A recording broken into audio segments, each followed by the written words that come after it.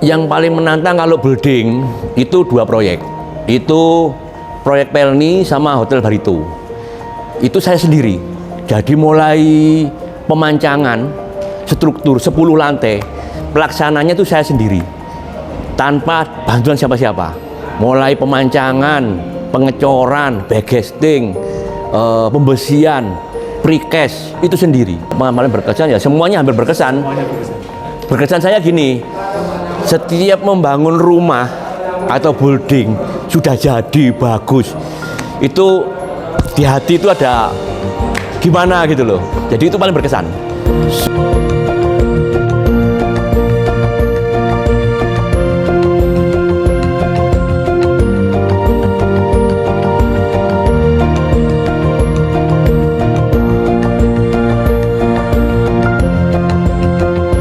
Perkenalkan, nama saya Andre. Panggilan saya di proyek itu Andre Bonek.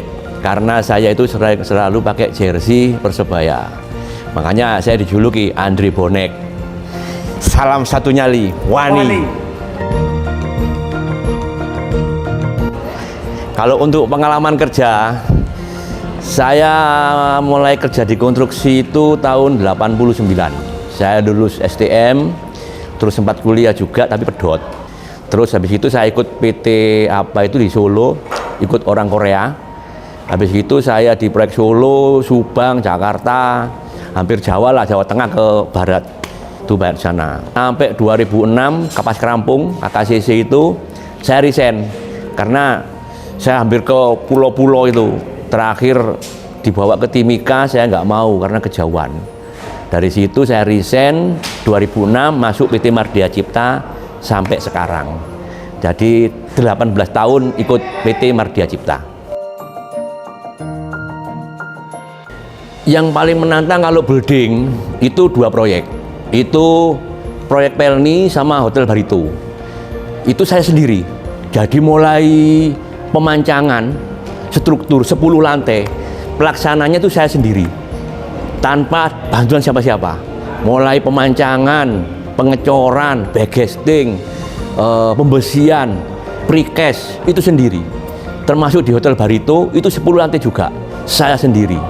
Itu baru finishing, nggak mungkin toh finishing saya sendiri kan nggak mampu otak saya.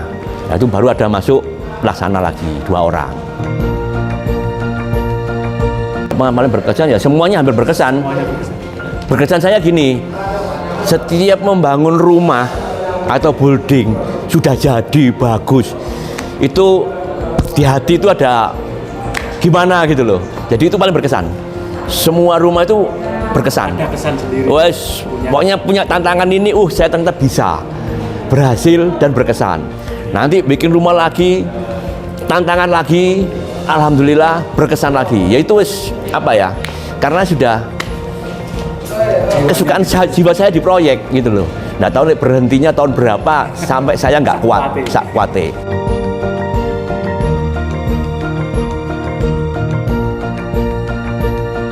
Kalau untuk sekarang itu tergantung kita. Kita itu ngomong orang, ya toh. Ngomong orang itu nggak segampang kita ngomong bebek, ngomong pedus. Pedus di sebelah kiri belok kiri. Ngomong uang di sebelah kiri belok kanan. Nah, itu harus kita pinter-pinter mengelola, mengatur orang. Ya mungkin habis nyuruh orang dikasih minum, kasih kopi, dikasih gorengan. Terus kita itu nggak harus saklek kenceng gitu, enggak. Kadang saya memang kenceng ya.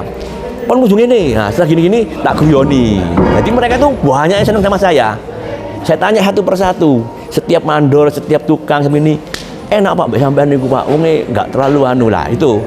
Jadi nggak harus ngasih makanan, nggak harus ngasih uang, nggak harus ngasih ini, enggak. Tergantung kita bisa ngomong orang, gitu loh. Supaya orang itu kerasan. Kalau kita kenceng terus, wah itu wongnya gak iso anu ini lah, wongan Melayu Mas. Iya toh. Nah itu apa ya istilahnya ya? Kalau buat saya itu sersan, serius tapi santai. Tapi tetap fokus dalam pekerjaan. Karena kita menyajikan ke owner, menyajikan ke pimpinan itu ya harus yang ya benar-benar yang diinginkan kan gitu, sesuai dengan gambar arsitek, keinginan owner ya seperti itu. Tergantung kita aja. Kita bisa mimpin orang di lapangan.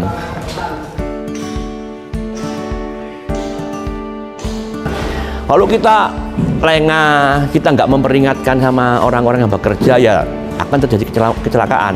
Ya toh. Contoh ada lubang lip yang kemarin di sini, saya kasih safety, saya kasih besi-besi. Ada besi, ada kayu keleleran, ada paku, ada gini.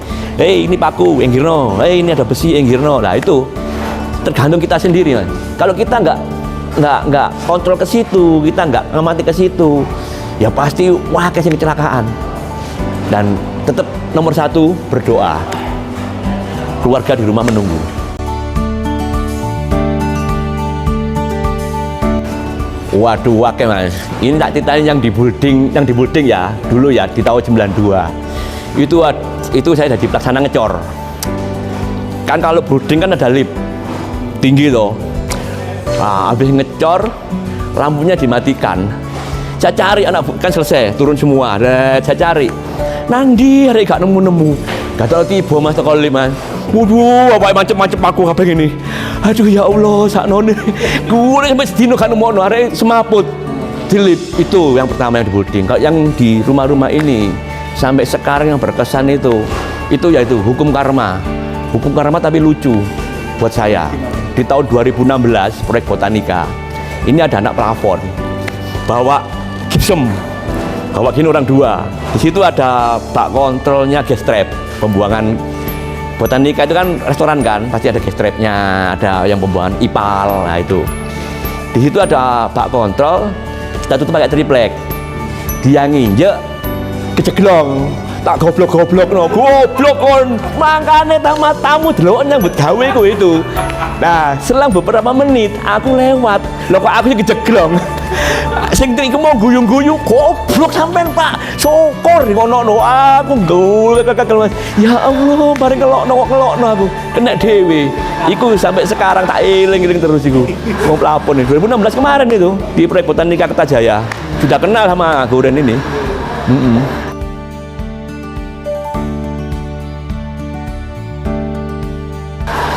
Masalah kan pasti banyak ya. Masalah kan pasti banyak ya.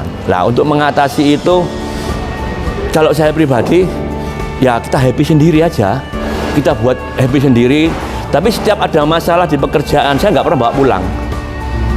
Nah, ya saya diem ngeliat anak saya gini, ya guyu-guyu, saya menghibur diri sendiri.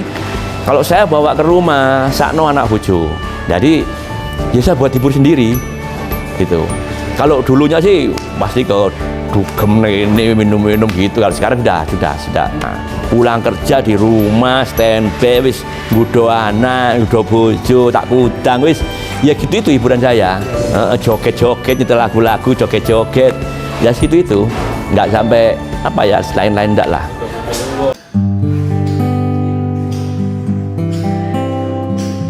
Kalau hari biasa pulang kerja, ya di rumah itu sudah sediakan kopi sama istri. Nyampe rumah itu sudah ada kopi, gorengan sudah ada. Kalau misalkan pernah gitu ngajak istri jalan-jalan, ayo wis jalan-jalan. Tidak tahu kemana, muter-muter Surabaya, ke rumah teman, ke rumah orang tua, cari makan. Ya wis, terus hibur anak naik mainan apa, terus jalan-jalan ke mall main game zone. Nah itu udah, itu aja. Lain-lain nggak ada. Yo bonek barang. Kalau Persebaya main ya lihat tribun itu pasti itu. Hobi ya itu Pak ya? Ya bukan hobi ya, memang kesukaan. Sama saya mencintai pekerjaan, saya juga mencintai Persebaya. Yo kerja yo bonek. Itu.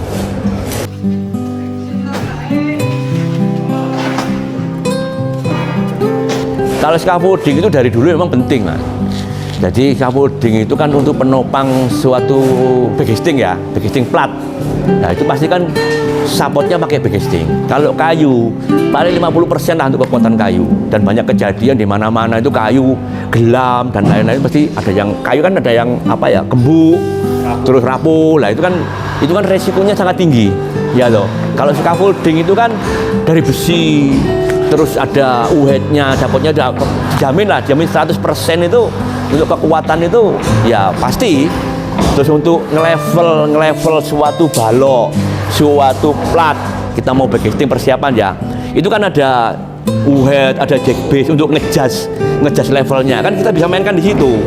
Kalau kayu kan motong lagi, kurang motong lagi, naik turun kan nggak bisa pas. Itu dalam segi kecepatan juga berpengaruh gitu. Terus kalau untuk finishing kita tetap pakai scaffolding untuk pasang bata. Kalau pakai kayu ya itu resikonya sama.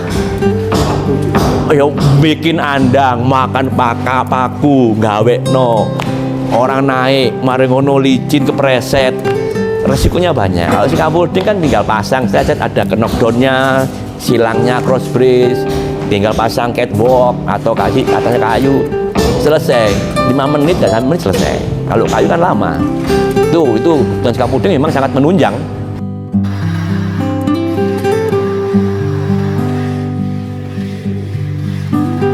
Kalau untuk supplier kan kita bisa komplain ya. Katakan seperti ini minyaknya goreng ya. Dulu kan tipis-tipis dulu awal pertama kali ya. Mungkin dari goreng sendiri punya apa ya? Punya QC, quality controlnya, akhirnya berkembang agak bagus dan mungkin sekarang sudah bagus.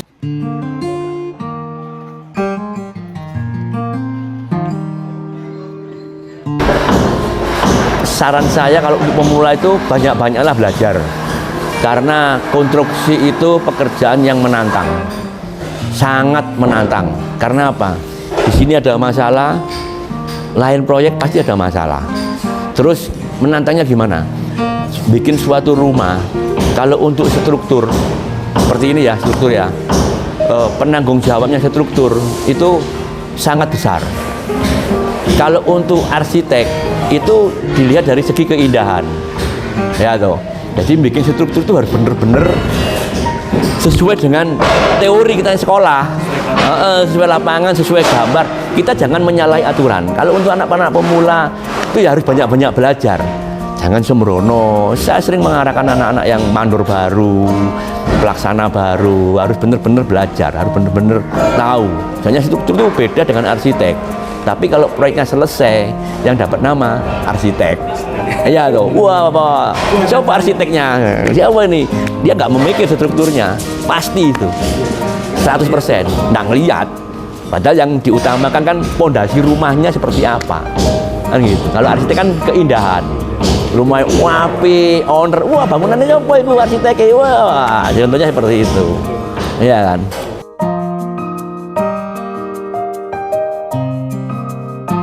Kalau untuk motivasi ya itu tadi, ya harus belajar terus itu wis.